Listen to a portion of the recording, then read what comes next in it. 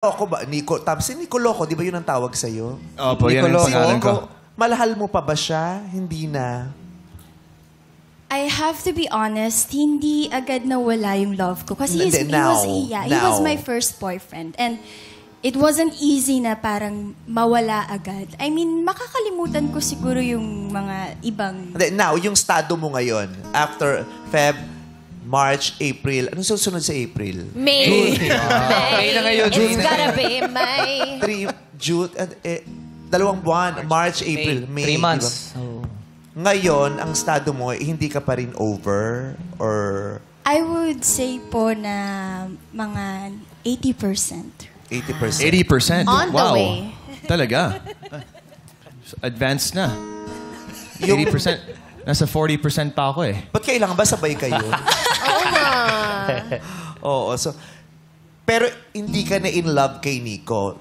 Yung love nandoon pa, pero iba yung lagi namin na-explain yun. Iba yung, Yes. mahal ko siya kasi may nakaraan kami, naging mabuti. Pero yung in love ka to the person, in love ka with the person, in love ka pa sa kanya, romantically in love ka ba kay Nico? Hindi na. Hindi na? Hindi na. Oo. Hindi na. Wow. Kaya kahit bet pa siya Grabe, nung no? isa, The reality is setting in now. Ganun ba? Totoo yan? Yes, hindi na. Nako po.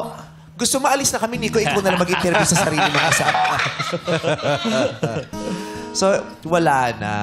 It's, isa na lang siyang ala-alang maaari niyang iyakan at tawanan at ngitian now and in the future. So, wala na pala. So, yun ang dahilan. Tapos na.